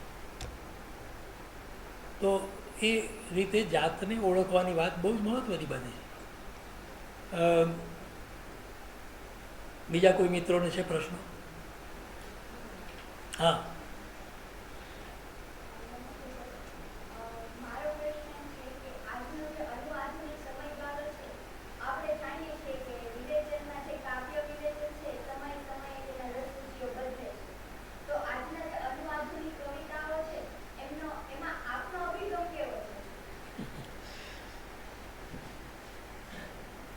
હવે મેં ગઈકાલ ગયા વ્યાખ્યાનમાં કહ્યું હતું, પરમ દિવસે તમને, કે ક્લાસિસિઝમ, પછી રોમેન્ટિસિઝમ, પછી મોડર્નિઝમ, પછી પોસ્ટ મોડર્નિઝમ, એવા જે વારાફેરા આખા સાહિત્યના સંસારમાં આવે છે, વિશ્વ આખામાં.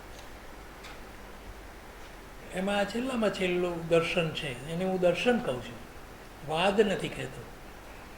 કે આખો વિદ્યા સમાજ, એટલે કે દરેક વિદ્યા શાખાના વિદ્વાનો, જે લોકો સુજ્ઞ છે તે બધા જ એવું અનુભવે છે કે આપણા જમાનાને આપણે આ રીતે આધુનિકતા કાળ પછીના જમાના તરીકે અનુભવી રહ્યા છીએ.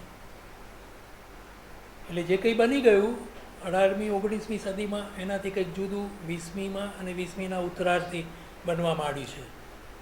માત્ર સાહિત્ય ક્ષેત્રે નહીં, પ્લીઝ માઇન્ડ વેલ, કોઈ પણ વિષયમાં, જીવન સમગ્રમાં પોસ્ટ મોડર્નિઝમ છે. જેવી રીતે જીવન સમગ્રમાં મોડર્નિઝમ હતું, જીવન સમગ્રમાં ક્લાસિસિઝમ હતું. આપણે સાહિત્યના એટલે આપણે સાહિત્યવાળું લઈ લીધું, પણ આપણે આ મૂળ વાત ભૂલી ગયા. એ ધ્યાનમાં લેવા જેવી વસ્તુ છે. હવે આપણે ત્યાં જે કંઈ લખાયું આધુનિકતાને નામે 20મી સદીના ઉત્તરાર્ધમાં, સુરેશ જોશીમાં જેને આપણે યુગ પ્રવર્તક એવી મૂર્તિ જોઈએ છે, એમને યુગ પ્રવર્તક ગણીએ છીએ. અને એ જે કંઈ લખાયું, જે કંઈ પ્રયોગશીલ લખાયું, જે કંઈ અછાંદસ લખાયું, કવિતાની વાત કરીએ તો જે કોઈ અસ્તિત્વની વાતો થઈ કે વગેરે વગેરે, જે કંઈ બધી વસ્તુઓ બની તમે જાણો છો. એ મોડર્નિઝમનો જમાનો હતો અને એમાં મુખ્યત્વે કેન્દ્રમાં વ્યક્તિ હતી અને વ્યક્તિના પ્રશ્નો હતા વગેરે બધી વાત હતી. માભિનિષ્ક્રમણ નામની નાની નવલકથા લખી છે મુકુંદ પરીખે. એ નવલકથાને અભ્યાસક્રમમાં મૂકવા માટેનો એક પ્રયત્ન અમે કરેલો. તે મને જે પ્રશ્નો કર્યા ને એનાથી મને આવા બધા અડચણરૂપ અને અડચણરૂપ જે કંઈ ઘટનાઓમાંથી પાર પડ્યાના બનાવો બહુ યાદ આવે છે. તો અમે કહ્યું, હું અને ચંદ્રકાંત ટોપીવાળા હતા એ મિટિંગમાં, કે ભાઈ મહાભિનિષ્ક્રમણને આપણે રાખીએ. તો એક ભાઈ કહે કે મહાભિનિષ્ક્રમણમાં શું છે એવું કંઈ, એવી કંઈ ના રખાય ને કોને આવડે ને શું એમાં ભણાવવાનું ને એમ તેમ. એટલે મેં કહું કે આપણે અધ્યાપકોએ જ નક્કી કરવાનું છે શું ભણાવવાનું, તે આપણે એ રચનાને વાંચીશું એટલે આપણને ખબર પડશે. પણ આધુનિક પ્રયોગ જેમાં જોવા મળે એ પ્રકારની આ નાની સરખી કૃતિ છે, આપણે રાખીએ. યશવંત શુક્લ અધ્યક્ષ હતા. એ લાગે કે ના રખાય, ના રખાય. એટલે પછી મેં સવાલ કર્યો, એમનું નામ નથી દેતો, એવો શ્રી આ વિશ્વ છોડીને જતા રહ્યા છે એટલે પણ નામ ન દેવું જોઈએ. મેં કહ્યું કે તમે મહાભિનિષ્ક્રમણ પુસ્તકની સાઇઝ શું છે તે કહી શકશો? કોઈ એવું કહે કે મેં ભાઈ ગુજરાતનો નાથ વાંચ્યું છે, તો આપણે કહીએ ને કે કઈ સાઇઝ છે એની, એમ આપણે પૂછી શકીએ ને. એ કે હવે હશે કંઈ આમ એવું લોચા વાળવા માંડે. એટલે એમને કશું જોયું જ નહોતું અને અમસ્થી જ વગર વાંચે વગર વિચારે આવી દલીલ કરતા હતા. એટલે પછી એ મહાભિનિષ્ક્રમણ રાખવામાં આવ્યું અભ્યાસક્રમમાં. એટલે આધુનિકતાનો પ્રવેશ કરાવવા માટે પણ બહુ જ તકલીફો આ રીતે પડી હતી અને આવો બધો સંઘર્ષ કરવો પડતો હતો. અત્યારે તો એવા કોઈ સંઘર્ષને કંઈ કારણ જ નથી રહ્યું. જુદા પ્રકારના સંઘર્ષ કરવા પડે એવા કારણો છે કે આવી નિર્માલ્ય કૃતિઓને શું કરવા લાવો છો વગેરે વગેરે બધું હતું. તો એ મોડર્નિઝમનું જે દ્રષ્ટાંત હતું, એવા જ દ્રષ્ટાંતો આપણને કવિતામાં મળ્યા. દાખલા તરીકે શેતાંશુએ જે રચનાઓ કરી, સરરિયલ કાવ્ય, સરરિયલ આ, સરરિયલ એવું લેબલ લગાડતા હતા અને આપણને સરરિયાલિઝમ શું એ જાણવાની જરૂર પડી હતી. અતિ વાસ્તવ, વાસ્તવથી વધારે જેમાં હોય. હવે આ બધું જે બન્યું ને એ પ્રયોગશીલતા સાથે બન્યું, ભાષા સાથે બન્યું. નાની મોટી એમાં સંકુલતાઓ આવી, નાના મોટા એમાં ઊંડાણ સાધવાના પ્રયત્નો થયા. આ બધાને કારણે એ સાહિત્ય અમુક વર્ગના લોકો, અમુક સમજદાર વ્યક્તિઓ સમજી શકે એ પ્રકારનું થઈ ગયું. એટલે કે એનું વાચન જે હતું, એનું ભાવન જે હતું, એનો જે એરિયા હતો, એનું જે ક્ષેત્ર હતું તે સીમિત થઈ ગયું. અને એને કારણે કેટલાક પ્રશ્નો ઊભા થયા કે ભાઈ લોકો જો સમજી શકતા નથી તો આવું કોને માટે લખો છો વગેરે વગેરે. અને બે વસ્તુ ખાસ બની એમાં કે સમાજના જે પ્રશ્નો છે તેનો સીધો પ્રવેશ નહીં, પણ સમાજનો ભોગ બનેલી જે વ્યક્તિઓ છે તેની વાત, એ પ્રકારનો ડિફરન્સ તમે પાડી શકો. તો નારી પ્રશ્નોની ઉપેક્ષા હતી એમાં, દલિત વગેરે જે સમાજના જેને નીચલા થર ગણીએ છીએ એના પ્રશ્નોની ઉપેક્ષા હતી. એટલે ઉપેક્ષિત જે કંઈ હતું જીવન, એ બધું સાહિત્યમાં લાવવાની જે કોશિશ થઈ એને આપણે આધુનિક કહીએ છીએ અને આપણે પોસ્ટ મોડર્નિઝમ કહીએ છીએ. આ બંને સંજ્ઞાઓને હું કશું જ એવું મોટું મહત્ત્વ આપતો નથી. આધુનિક ગુજરાતી સાહિત્ય એવું કહીએ તો ઓળખ માટે જ છે, આધુનિક કહીએ તો પણ એ માત્ર ઓળખ માટે છે. બાકી આધુનિકતાના એટલે કે પોસ્ટ મોડર્નિસ્ટ લિટરેચરના વિશ્વ આખામાં જે અર્થો થાય છે ને એમાં જે કંઈ લખાય છે તે બધું જુદા પ્રકારનું છે. એ સુધી તો આપણે હજી ગયા જ નથી ને આપણે જઈ શકીશું કે અથવા જઈશું કે કેમ, એ બધા પ્રશ્નો છે. એટલે કવિતામાં જો પોસ્ટ મોડર્નિઝમ લાવવાની વાત હોય, મારો તો સવાલ જ છે કે સર્જકે શું કરવા આ બધું લાવવું જોઈએ? લાવવું છે ને આધુનિકતાના આપણે ગુલામ છીએ, શું કરવા? આપણે માણસની વાત કરીએ, આપણે ધારો કે સમાજની વાત કરીએ છીએ, સમાજની વાત કરીએ. આધુનિક કવિ થવા માટે અથવા તો આધુનિક કવિ થવા માટે કશું કરું તો એ કંઈક વિચિત્ર ને કૃત્રિમ જ થવાનું છે. એટલે જે કંઈ રચનાઓ અત્યારે રચાઈ રહી છે, ખાસ કરીને મહિલા લેખકો જે કંઈ લખે છે આપણે ત્યાં, અને એમાં જે નારી સંવેદના વ્યક્ત થઈ રહી છે, અને દલિત સાહિત્ય ઘણું ગજુ કાઢ્યું છે એને ઘણી વ્યાપકતા. અલબત્ત દલિત સાહિત્યમાં કાવ્ય બહુ ઓછા છે, પણ બંને દિશામાં જે કંઈ થયું છે એને પેલી આધુનિકતાના સદનમાં તમે આધુનિકતા કહો તો ચાલે. આથી વધારે કોઈ મોટો ભેદ નથી. અને આ બધું પરીક્ષામાં પૂછવા માટે છે અથવા તો પરીક્ષામાં પૂછાય એટલા માટે એની વિગતે વાત કરવા માટે છે. અધ્યાપકે આ સમજાવવું જોઈએ. પણ સાહિત્યકારોએ હું આધુનિક છું અથવા તો એવા સંપાદનો પણ થયા છે તે ન કરવા જોઈએ. શું જરૂર છે ભાઈ? પણ એવા સિક્કાથી બધું ચાલે કે આધુનિક વાર્તા સંગ્રહ. હવે એમાં પછી પેલો જુએ કે મારી વાર્તા છે કે નહીં. જો નથી તો એનો અર્થ એ થયો કે હું આધુનિક નથી. આધુનિક વાર્તાનું સંપાદન થયું હોય અને એમાં જો આપણી ન હોય તો આપણે હું આધુનિક નથી. એટલે એ લોકો સિક્કા મારે છે સંપાદકો, અને એ રીતે સાહિત્ય જે ચાલે છે આપણે ત્યાં એ પણ એટલું જ ખતરનાક છે. આ બધાથી પણ છૂટવાની જરૂર છે. Look at the work, only work, nothing else. કશું જ જાણવાની જરૂર નથી. સુમન શાહ વિશે જાણવાની કંઈ જરૂર નથી. બસ વાર્તા જ જાણવી છે, શું કર્યું છે એમને. બહુ જ ફેર પડી જશે. કૃતિલક્ષિતાનો અર્થ જ આ છે કે કૃતિ સિવાય કંઈ જ નહીં. તમે મારા આખા થીસીસમાં જોશો સુરેશ જોશીના જીવન વિશે 2 વાક્ય પણ નથી. એમના જન્મની તારીખ પણ મેં નથી આપી. આવો કોઈ થીસીસ હોય? થીસીસ તો કેવા હોય કે જીવન અને કવન, એટલે પહેલાં 250 પાનમાં જીવન હોય અને બીજા 250 પાન કવન હોય. એટલે મહેન્દ્રભાઈ આપણે છે ને એક એવું લિસ્ટ બનાવવાની.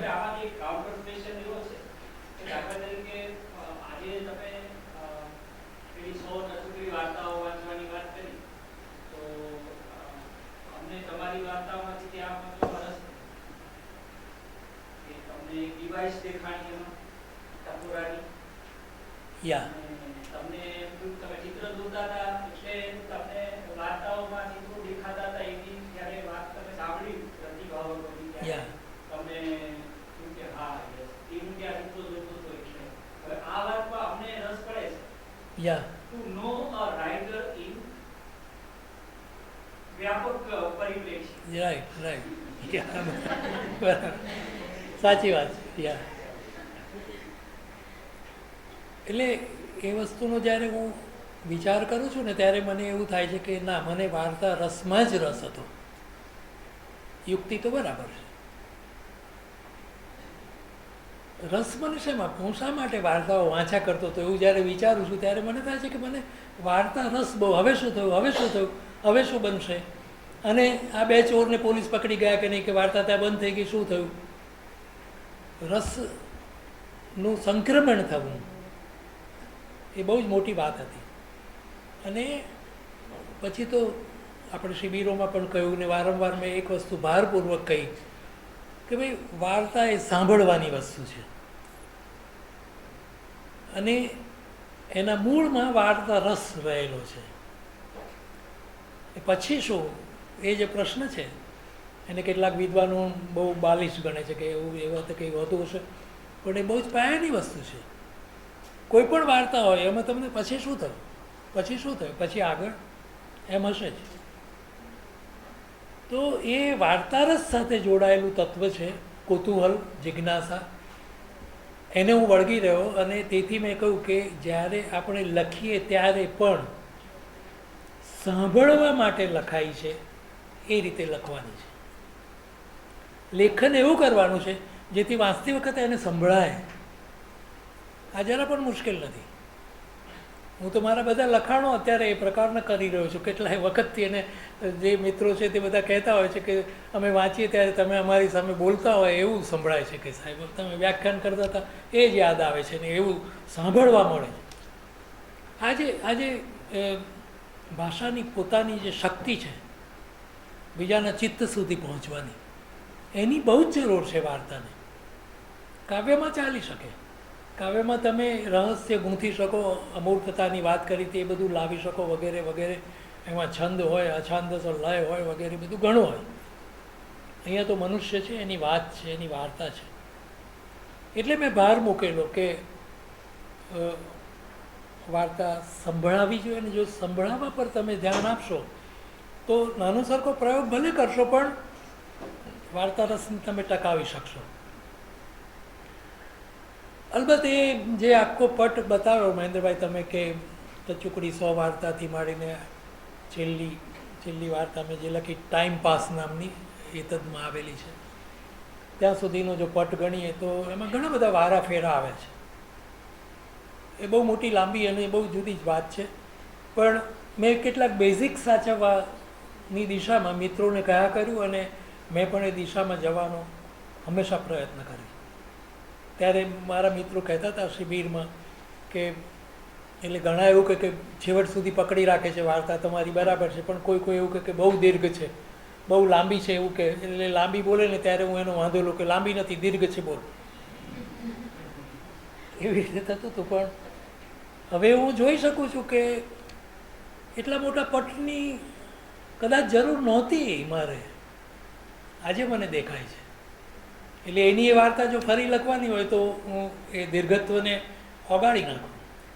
પણ મેં તો લેખ કર્યો છે, પાછળ મૂક્યો છે કે દીર્ઘત્વ મારી જરૂરિયાત છે. પેલી દાદાગીરીની વાત કરીને એ હોવી જ જોઈએ કોઈ પણ સબ્જેક્ટમાં, તમને લાંબી લાગે કે જે લાગે તે. જેમ કે મહેન્દ્ર જ્યારે વાર્તા કરીને તે વખતે પોસ્ટકાર્ડ તો બધા બીજી વાત કરતા હતા કે આવું લાંબુ લાંબુ શું છે ભાઈ, પણ એ પ્રયોગમાં જે સર્જકતા છે તેનો સાક્ષાત્કાર કરવાની જરૂર. એટલે જો તમે સજાગ હો તો તમને ખબર પડે છે કે તમે શું ભૂલો કરતા હતા, કેવી રીતે એમાંથી બહાર નીકળી શકાય, કેવી રીતે આગળ વધી શકાય. એટલે એવું તો બધું બહુ બન્યું હતું, પણ મેં બેઝિક સાચવવાની બહુ જ કોશિશ કરી. એટલે અવર શૃંકેલુબ જે મારો પહેલો સંગ્રહ છે એનું નામ જ વિચિત્ર છે, અવર શૃંકેલુબ એટલે શું, બરાબર? એટલે એમાં કસોટી થાય વાંચનારની. પેલું કંઈ કે નથી સમજાતું. મેં કીધું કે એમાં અવર શૃંકેલુબ શું આવે તે કે નથી ખબર. મેં કીધું એનો અર્થ એ કે તે ચોપડી જોઈ જ નથી, ને અવર શૃંકેલુબના શીર્ષકવાળી વાર્તા છે તે વાંચી નથી. હવે એ વાર્તા જો તું વાંચે તો એમાં ન સમજાય એવું કશું જ નથી. એ જે નામ છે તે બનાવટી છે, એ શહેરનું નામ છે. હવે કોઈ પણ શહેરનું નામ જ્યારે હું પહેલી વાર સાંભળું છું, કોઈ મને કહે કે અમે તો ભારોડીના, તો મેં તો પહેલી વાર જ સાંભળ્યું હોય ને, તો એ મારા માટે એટલું જ અજાણ્યું છે જેટલું તમારા માટે અવર શૃંકેલુબ અજાણ્યું છે. પણ એ બધો ખેલ જે થયો તે વખતે આધુનિકતામાં સપડાયેલા હતા અમે લોકો, પણ ત્યારે પણ મેં છે ને વાર્તા તત્વને જાળવી રાખવાની કોશિશ કરી છે. ટોમેન નામની વાર્તામાં કોઈ એવા પાત્રની વાત નથી, પણ બધા ચિત્રો બનતા જ જાય છે, બનતા જ જાય છે, બનતા જ જાય છે, એવું બધું છે. એટલે કાવ્ય લખનાર માટે, નિબંધ લખનાર માટે, વિવેચન લખનાર બધા માટે કેટલાક પાયાના મુદ્દાઓ બહુ જરૂરી હોય છે. જેમ મેં હમણાં વ્યાખ્યાન માટે કહ્યું કે આ એનો પાયો કહેવાય. તમે સેવન કરેલું હોય વસ્તુનું તો તમે સરસ રીતે વ્યાખ્યાન કરી શકો. એવું વિવેચન માટે છે કે એના સિદ્ધાંતો તમે બરાબર સમજી લીધા હોય પાયાના, તો તમારી ગતિ થઈ શકે છે, કોઈ પ્રશ્ન નથી એમાં. પણ ભાઈબંધનો આવ્યો છે સંગ્રહને લાવ હું વિવેચન કરી નાખું ને, કેમ કે એને મારું કર્યું હતું તો મારે એનું કરવું જોઈએ, એવું જે ચાલે છે એ ખતરનાક છે. એવી આ કોઈ એવી સામાજિક પ્રવૃત્તિ છે જ નહીં.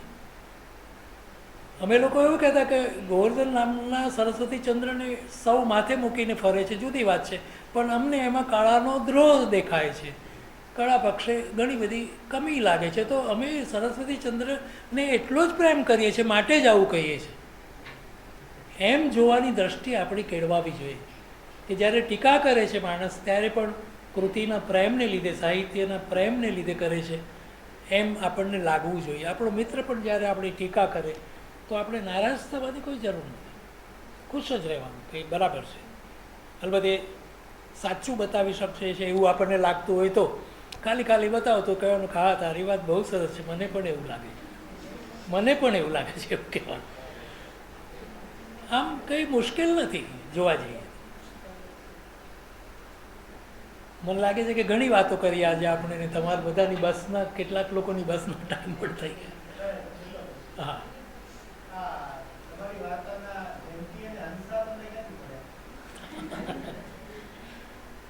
જયંતિ ને હંસા મને મારામાંથી જ મળ્યા.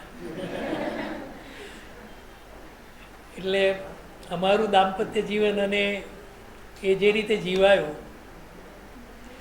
એવું કંઈક પશ્ચાત ભૂમિકામાં હોઈ શકે, એની હું ના નહીં પાડું. પણ I create a typical couple. Typical એ સેન્સમાં કે આ ભાઈ જે જયંતિ છે તે અમુક પ્રકારની લાક્ષણિકતાઓ ધરાવે છે. પતિ તરીકેના જે સર્વસામાન્ય લક્ષણો આપણને જોવા મળે છે, કામમાં ભાગીદારી ન કરવી, જોખમી કરવી વગેરે વગેરે, બધું એવું એક કેરેક્ટર. સર્વસામાન્ય પતિ લોકો જે છે એનું પ્રતિનિધિત્વ. અને હંસા એકદમ ગૃહિણી છે, અને બધું એને ઘર કરવાનું ને આ ને તે, એને ઘેર આવતા જતાનું બધું બહુ ગમે છે. હવે જે છોટું વાર્તા છે એમાં એના આ પ્રકારના સ્વભાવને કારણે જે પેલું છોટું આવે છે એ એને ગમે છે, અને એની આગતા સ્વાગતા કરે છે. અને જયંતિને આ ગમતું નથી, કે જયંતિને વહેમ પડે છે કે દેર મસ્ટ બી સમથિંગ એલ્સ. એ રીતે વાર્તા આગળ ચાલે છે. તો કહેવાનો મતલબ એ છે કે દાંપત્ય જીવન એમ પતિ પત્નીનું. મેં પહેલી વાર્તા પરબમાં આપી હતી છાપવા માટે ભોળાભાઈને, ટોયેટો. તો એ બહુ ખુશ થયા હતા. પણ એનો જે છેલ્લો ફકરો છે એમાં પેલી આધુનિકતા અવરસુંકેલું કાળની બચી ગયેલી છે. પણ એમાં ડિપાર્ચર આ રીતે હતું કે I would like to write about Gujarati couple, કઈ રીતે જીવે છે, એક બુદ્ધિશાળી કપલ કઈ રીતે જીવે છે, ને એના જીવનમાં આવા બધા પ્રશ્નો ઊભા થઈ શકે છે. એમાં પણ બધી પ્રયોગશીલ એવી ઘણી વાર્તાઓ છે, એ રીતે બધું ઘણું આગળ ચાલેલું છે. પણ પોતાના જીવનમાંથી સૂઝવું એ તો બહુ જરૂરી છે. અનુભવ વિના તો કશું લખી શકાતું જ નથી. પણ જે લોકો સીધા અનુકરણો કરે છે ને પોતાના અનુભવના, મારો આ અનુભવને આ એનો જવાબ, એમ આ એની રજૂઆત ભાષામાં. તો સાહિત્ય ભાષામાં જીવનનો અનુવાદ કરવાની પ્રવૃત્તિ નથી. You are not translating life into literature. જીવન તો એક સામગ્રી છે, એના પર કામ કરવાનું છે. જેમ પેલો કુંભાર માટી ઉપર કામ કરે છે, એ રીતે તમારે એના પર કામ કરવાનું છે. એ અનુભવ તમારો હોય, કોઈનો પણ હોઈ શકે. આવો છોટું જીવનમાં આવ્યો કે કેમ, એવો કોઈ પ્રશ્ન મને પૂછી શકે? તમે પૂછો ને મને પ્રશ્ન એવી રીતે કે આ તમારા ભાઈએ પૂછ્યું ને તો કે આ તમારા ક્યાંથી આવ્યું, તો મને છોટું વિશે કોઈ પૂછી શકે ઊંડા ઉતરીને કે આ ક્યાંથી આવ્યો? આવ્યો તો તમારા ઘરમાં કોઈ? તો હું કહું કે આ એક આવ્યો તો. એટલે હવે આ રીતે તો જઈ શકાય છે, પણ એ જવાની કોઈ જરૂર નથી. અને એવી જરૂર જો પડ્યા કરે તો એને મને એ કૃતિની મર્યાદાઓ લાગે.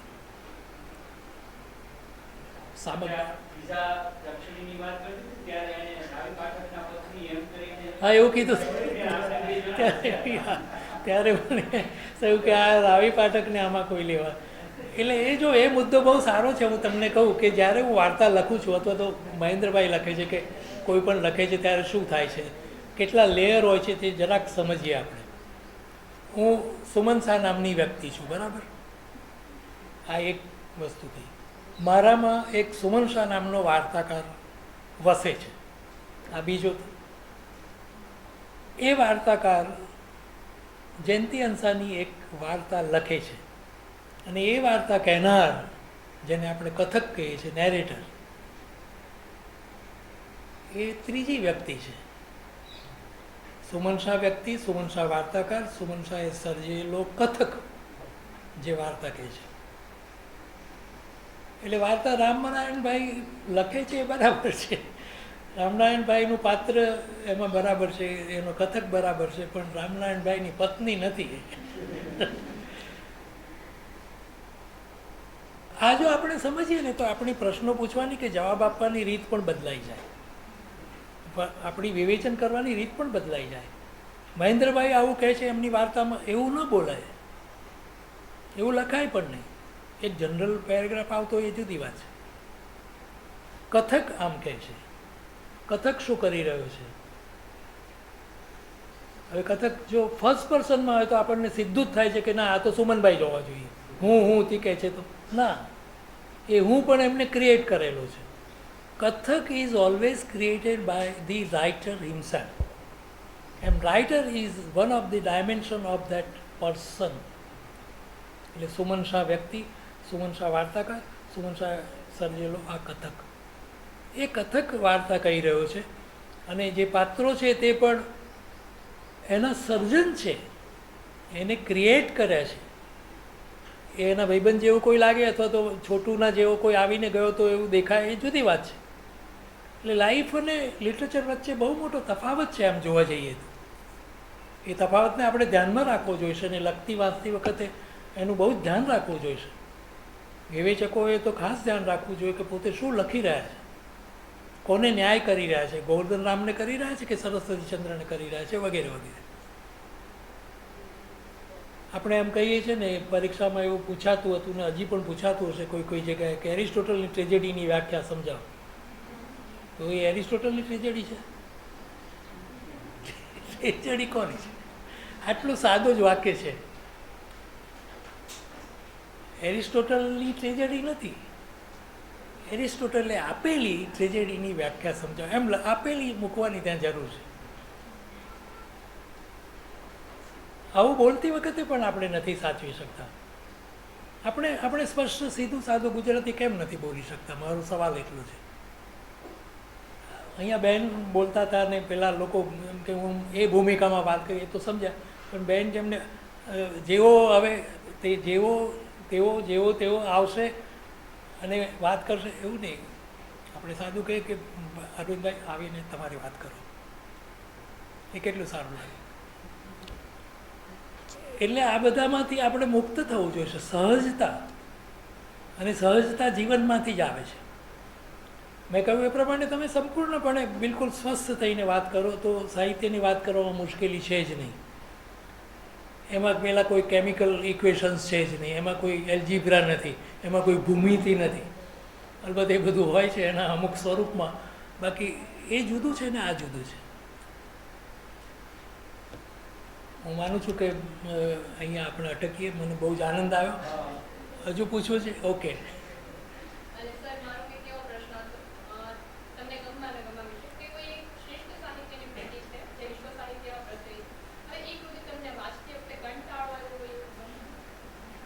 ના, નથી બન્યું, કેમ કે એ કૃતિ મુશ્કેલ હોઈ શકે ક્લાસિકલ હોવાને કારણે, અને એવી બે કૃતિઓનો મને બહુ સઘન અનુભવ છે, સઘન અનુભવ. એમએમાં અમારે સંસ્કૃત મારું સબસિડિયરી, એ બીએમાં પણ સબસિડિયરી, પણ એમએમાં સંસ્કૃત એનું મીડિયમ ઓફ ઇન્સ્ટ્રક્શન અંગ્રેજી હોવાને કારણે સંસ્કૃત અંગ્રેજીમાં ભણવું પડતું હતું. હવે સંસ્કૃત અંગ્રેજીમાં ભણવાનું અને એમાં જો બાણની કાદંબરી ભણવાની હોય તો શું થાય? બરાબર. હવે એ કાદંબરીનું એક વાક્ય 7 પાના સુધી ચાલતું હોય છે. એવી જ બીજી રચના નૈષધીય ચરિતમ શ્રી હર્ષનું લખેલું, એના કોઈ શ્લોકના 5 અર્થ થતા હોય છે. તમે શું કરો? એ ભણવામાં હતું ત્યારથી એવી એક વસ્તુ તો થઈ ગઈ કે આવી મુશ્કેલ વસ્તુમાં પણ બહુ જ બધું પડ્યું હોય છે સાહિત્ય તત્વ, અને એ આપણે જાણવું જોઈએ, માણવું જોઈએ. આજની તારીખે પણ હું એ જ માથાફોડ કરી રહ્યો છું કે મરલોફોનથી શું છે અને ગુજરાતીમાં મૂકવાની શું જરૂર છે. મિત્રો બધા મને એવું કહે છે માથાકૂટ છોડ, પણ મને થાય છે કે ના, હું માથાકૂટ કરું. એમાં એવું બન્યું કે સાહેબે એવું કીધું, અંગ્રેજીમાં શીખવતા હતા એને, કે નૈષધી ચરિતમ વિશે એક પ્રશ્ન હંમેશા પૂછાય, એરુડિશન ઓફ શ્રી હર્ષ. એરુડિશન એટલે પાંડિત્ય. શ્રી હર્ષનું પાંડિત્ય નૈષધીય ચરિતમમાં શું છે એવો પ્રશ્ન પૂછાય છે. કે પૂછાશે કે નહીં હું જાણતો નથી, પણ આ પ્રશ્ન પૂછાય છે એ હું તમારા ધ્યાન પર લાવું છું. એટલે મને એવું થયું અરવિંદ કે આપણે એવા 30 શ્લોક શોધી કાઢીએ. 3 સર્ગ હતા અમારે ભણવાના કે જેમાં એનું પાંડિત્ય હોય. હવે શું કરવાનું કે 30 શ્લોક તો કાઢ્યા, એટલે મેં એક એવી નોટ બનાવી ફૂલ સ્કેપ કાગળની કે એક કાગળમાં પહેલો શ્લોક, પછી એનું ટ્રાન્સલેશન, પછી એનું વિવરણ. 3 વસ્તુ: મૂળ શ્લોક, એનું અંગ્રેજીમાં ટ્રાન્સલેશન, એનું અંગ્રેજીમાં વિવરણ. પછી રોજ જે હું 30 પાનાનું પારાયણ કરતો હતો, ગોખતો હતો રીતસર. મને એવો વિશ્વાસ પડી ગયેલો કે સાહેબે આ કહ્યું ને, એ સવાલ જો આવ્યો તો હું આ લખીશ જ, અથવા તો આ સામગ્રી મને બીજા કોઈ પણ સવાલમાં ચાલશે. એટલે આવું એક વિદ્યાર્થી વૃત્તિને કારણે મેં એક નિયમ બનાવી લીધેલો. એ પ્રશ્ન આવ્યો સાહેબ, અને મેં 30 શ્લોક લખ્યા આ જ પ્રમાણે, એકદમ ઝડપથી. પેલો સપ્લિમેન્ટરીઓ આપ્યા જ કરે, અહીંયા બાજુમાં જ ઊભો રહે. હવે એને કારણે શું થયું કે હું બીજા સવાલો લખી શક્યો નહીં. એટલે કાદંબરીનો જે સવાલ મારે લખવાનો હતો, જેનું ટ્રાન્સલેશન પૂછ્યું હતું, એ હું લખી શક્યો નહીં. બેલ પડી ગયો, 3 કલાક પૂરા થઈ ગયા. બીજું નાનું કંઈક થોડું લખ્યું હશે કાદંબરી વિશે, એવો દોઢ સવાલનો 1.5 જવાબ આપેલો, પણ પેલા 30 લોકોનો જો આન્સર તમે ગણો તો ઘણો મોટો હતો. હવે સદભાગ્ય એ હતું કે એ જમાનામાં ક્વોલિટી જોતા હતા આન્સર બુકની. કેટલા પ્રશ્નો લખ્યા છે, જવાબ આપ્યા છે તે નહીં. એટલે એ લોકોએ જોયું કે આ તો બહુ સુંદર વાત છે. એક બીજી વસ્તુ પણ અમારા જમાનામાં હતી, અને તે વાયવાઓ હશે કે પરીક્ષા તમારી પૂરી થઈ જાય પછી તમારી મૌખિક પરીક્ષા લેવાય. એટલે મૌખિક પરીક્ષા લેવાય ત્યારે મને પૂછવામાં આવ્યું કે તમે આટલું બધું જે ચોખ્ખે ચોખ્ખું લખ્યું છે તે કેવી રીતે લખી શકાય, અમને કંઈક શંકા પડે છે. મેં કીધું કે સાહેબ, શંકાનું કોઈ કારણ નથી, સુપરવાઇઝરની હાજરીમાં જ મેં આ લખ્યું છે. એટલે મારો કહેવાનો મતલબ એ સમજ્યા હશે કે મેં કંઈ ચોરી થોડી કરી છે. મને કે તમે કહી શકો આ બધા? હા, મેં કોઈ પણ સવાલ તમે મને પૂછો, કોઈ પણ શ્લોક પૂછો, હું બોલી શકું. આજે મને એમાંનું કશું યાદ નથી, ફોર યોર ઇન્ફોર્મેશન. બહુ જ ખુશ થઈ ગયા એ લોકો. મને 62 માર્ક મળ્યા, જે જમાનામાં 60ની ઉપર, 60 સુધી તમે પહોંચો ને 60ની ઉપર થોડાક મળે એટલે ખુશ થઈ જાય માણસ. 98, 99 એવા માર્ક કોઈ દિવસ આવતા નહોતા કોઈ પણ પરીક્ષામાં. એવો જ એક સવાલ હતો ગુજરાતીના સંદર્ભમાં કે એક ટુકડો પૂછવામાં આવેલો અને એનું મેં વિવરણ લખેલું, એવું એક પેપર હતું. હવે એ જે ટુકડો હતો એ તે વખતના જ્ઞાન સત્રમાં મનસુખલાલ ઝવેરીએ આપેલા વ્યાખ્યાનનો ટુકડો, અને એની વિશે મેં સુરેશ જોશીના અમારા સામયિકમાં એક લેખ જેવું કરેલું, ચર્ચાપત્ર જેવું કરેલું. હવે એ ફકરો જો પરીક્ષામાં આવે તો હું તો સારી રીતે જ લખી શકું ને.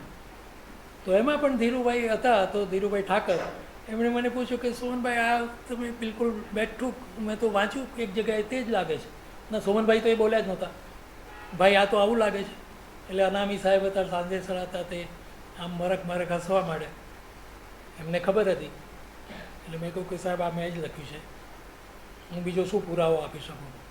એટલે પછી અનામી સાહેબે કહ્યું કે ધીરુભાઈ આ તો એને લખેલો જ લેખ છે અને એ જ પૂછવામાં આવ્યું એટલે એને આ લખ્યું છે, તમે વિશ્વાસ રાખો.